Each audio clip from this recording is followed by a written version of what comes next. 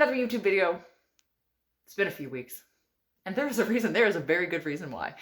You may also notice that this is not my house. I am in fact at Mary's, and we'll go downstairs. I'll take you to our new sewing cave, and I'll tell you all about it. All right, this is the entrance to the sewing cave, featuring this Dracula poster. Come on down. Come and see our cool new space. This is our greeter. She lives here. She shows you which way to the sewing cave. Featuring this baby gate, which we step over because we have our very own sewing gremlin. Hi, Luna. That was so awkward. Hi, Luna. Are you our sewing gremlin? Yeah? Greet everyone as they come to try their pants and dresses on? She's very much helped. She steals fabric from us all day long. Ta-da! This is our new sewing cave setup. It took us way too long to do this. It's been a lot. It's been a lot. Let me tell you the story of how it all went down. All right, so let me tell you the story of the last couple weeks. This is how it went down and how we ended up in the sewing cave. I was just sitting there sewing on Scary Baby, featured behind me right there. At the fort, I was just sitting there sewing, and there was a knock on my door. I do my own sound effects YouTube, by the way. Yeah, and one of the employees from the medieval fort where I worked was like, "Hey, can I come in?" I was like, "Absolutely." And she was like, "I have to talk to you." And I was like, "That's no problem. Like, go ahead." And she was like, "Well, it's not anything good, unfortunately." And I was like, "That's fine. Spit it out. Like a Band-Aid. Let's do it." And she was like, "Yeah, so the landlord got someone who's offered to pay more money for this space. Like, you have 3 weeks. You gotta go." And we were like, okay, it was literally as fast as that. It was like a 1-minute conversation. And she felt really horrible about it. And I really like her. And I felt bad for her that she was the person who had to do that. But I'm never a shoot the messenger kind of person. I realized that it didn't come from her. And I'm not upset at all with her. And I'm not even upset about what happened. You know that if we had to leave, I understand that. If he found someone willing to pay more money for the space, I understand that too. Like, business is business. However, the way it should have gone down is, number one, he should have come over and told us himself, because that's the, professional thing to do. And number two, he should have been like, "Hey, conversation, I found someone who's willing to pay more money for this space. And like, from a business perspective, I can't turn it down. Can you match that?" At which point we would have obviously had to say like, "No, we can't possibly afford that much in rent." And then he would have said, "Okay, then we're going to have to accept these people's offer. You have an appropriate amount of time, 2 months or whatever, to like find a new space and get settled." That would have been fine. I would have understood that. But sending over someone else to do your dirty work is not cool. And giving us like less than a month notice is also not cool, because we had no plans on leaving. We had nowhere to go, and we had so much shit to move, like so much. And on a personal note, I had some surgery scheduled for 2 weeks in out of the 3 weeks, at which point I lost my ability to be able to lift things. So all of these heavy tubs of fabric and also these like several 100-pound sewing machines sitting behind me all had to get moved. Like, we had to like panic and pack and move as fast as we could in like 2 weeks, essentially, because we ran out of time. So I'm like, the fuck am I going to do? Where am I going to go? Like, I have nothing lined up. I have no room at my house to be able to do this. I have one small spare room, which is not big enough for all this stuff in anyway. So luckily, Mary came to the rescue, and Mary and her husband let us move into their basement and take it over and make it become a very cool sewing cave. And we've set it up as a very cool workspace. We're going to give you a tour in just a moment. But yeah, the way that it went down was not okay. Like, it's been a fuck of the last 3 weeks. My car got rear-ended, I had surgery, and we had to panic move all within like a month. So if I have been completely AWOL off the internet, and I am sorry about that, but there are perks. There are absolutely perks to the new space, which I love. Sewing with Luna every day is one of them, because extra dog cuddles in your life are never a bad thing. That's very awesome. And the weirdest part about this whole thing is that like, that's the Coles notes of what happened. And it was like less than a 1-minute conversation. I kid you not. It was as fast as that. I had to wrangle so much help. I had to call in all of my Viking favors and all of my friend favors to get these like heavy machines moved, people with like trucks and vehicles to help us move the huge shelving units and stuff, because God knows they're not going to fit in my car. But it was very strange, because he had a staff meeting where he talked about us for some reason in front of his entire staff, which we then heard about later. And a lot of the things were Not entirely flattering, which I thought was a little unprofessional, but that's neither here nor there. Anyway, I was in Mary's basement setting up with her, and I started getting these weird texts from the landlord, and I read them, and they didn't make sense. Like, they said things that weren't true in my opinion, and yeah, and they said that I was treating him badly, and I'm like, I'm treating you badly. I'm sorry, what? Anyway, they didn't make any sense, and I was like, I don't know what these texts are about. I don't know if you're trying to like bait me into calling you an asshole or whatever. I'm not going to do that. I'm not that person. So I just left them alone. I just let them be. But then I found out that he publicly posted them on the Discord channel that he has for all of his staff. So I don't think that they were actually meant for me. I think they were meant to sort of express his side of the story so that all of his employees could see why we were treated the way we were, in his opinion. Anyway, all of the employees are lovely, lovely humans. They were all super sad that we were leaving. So it's been very weird. Like, normally when when you get kicked out of a place and stuff goes sideways, it's either hostile or it's not, right? And that's the way it is.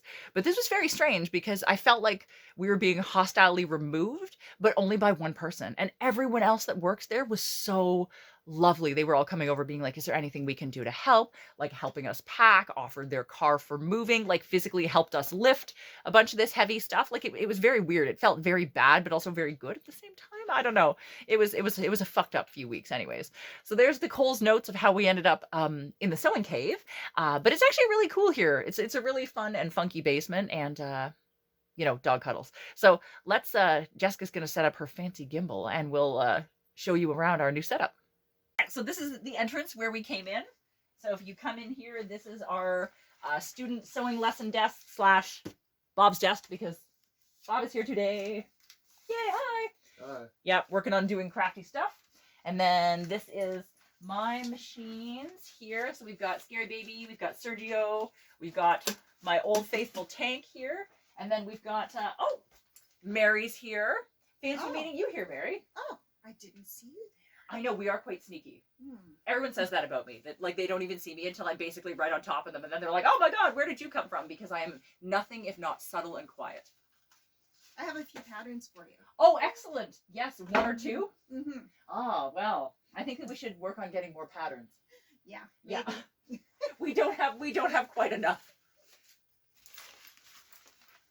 Mary's a pattern hoarder. Don't tell anyone.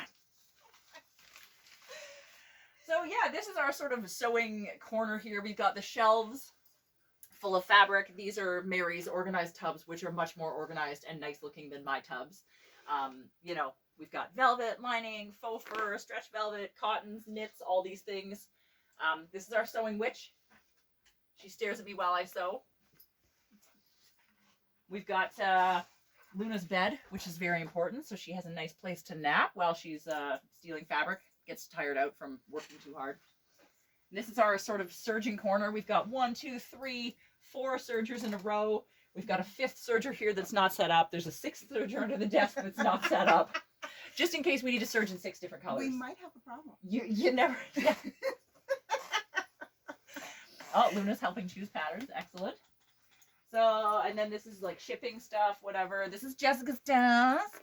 Got the computer all set up here in her own little workspace so she can edit my YouTube videos for me. This is our craft stuff shelf. So this is all the like weird spray paint, glue guns, chains and things. You know, all of our weird crap. This is my tools on the bottom. Got my hammers and things there. This is an embroidery machine, which I'm really excited. We found this when we were cleaning. So, what did you say this is from? The early 90s? 92. 1992. This is a vintage embroidery machine from 1992. And we actually have tomorrow, we have a sewing machine repair gentleman coming over to have a look at it and see if we could get it working. Because, like, wouldn't that be cool if we could do our own embroidery? That'd be so cool. Fingers crossed. Fingers crossed. These are my shelves. Some of my shelves from the fort. The only ones that were short enough to come here. The other ones were way too tall. This is obviously my crap, which is way, like, less pretty and organized than Mary's crap, because that's the way it is. We got, you know, some barbed wire and filming tripods and all those things that you need when you're sewing. I always sew with barbed wire. I don't know about you. This is our little change room that we have here. We made our own little change corner for people to come over and change, which is wonderful. So we just clip this across and they can change, put it back. It's no problem. We did discover that we had to clip Luna up while people are changing, though, because she desperately needed to help a woman put on a bridesmaid dress and like burst into the change room the other day. So we were like, okay, no, you have a shelf clip now. And more things. Mary's got some cool horns on the mannequin, tape, florals, whatever, paintbrushes, lots of tulle, more horns, yarn. This is my smashing table where I do all my like leather work. Anvils. Oh, Luna, I'm sorry, honey. Come here. It's just me. It's just me, honey. Yeah, that was me. My bad. Knock it on the table. She is a very good guard dog. And then we have this really cool like horror corner. So we've got my vintage TV VCR combo, and we've been watching all kind of cool VHS movies. We've got this one set up. This is our selected feature for the day. The Devil Rides Out. But there are so many VHS movies, we can keep ourselves going for quite a long time. And then, yeah, our to-do rack. And more fabric, unsurprisingly. And then we're back at the beginning. Featuring Bob, apparently. Hi. Hi! So yeah, that's it. That is the tour of our little sewing cave. It's actually much bigger than the fort in here, which is cool because we have more room to move around. It's just shorter. Like this is considerably shorter than the fort ceilings, obviously. So we had to go squat and horizontal rather than small and vertical. But I really like it here. I think it's gonna be a good space for us, and we're really lucky that we found somewhere to go because we were out of options and out of time. Welcome to the end of the video. I hope this made sense and explained why I've been completely AWOL for like the last almost month. But, you know, it's times like this that show you that if you really need it, your friends will help you out. And we had a lot of help moving in here. And it's been good. Despite the fact that it's been a very bad month, it's been actually like a good experience. And we're very lucky to have ended up where we are. And, yeah. So anyways, I hope you enjoyed this video and it gave you a little update on where the fuck I've been for the last month.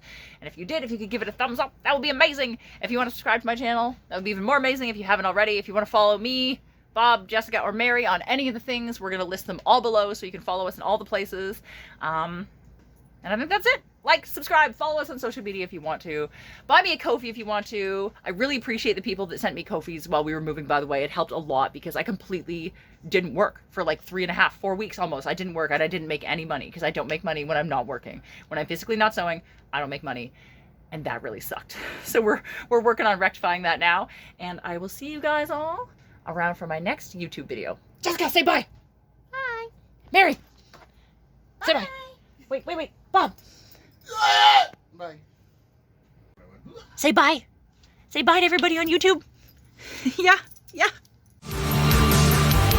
Don't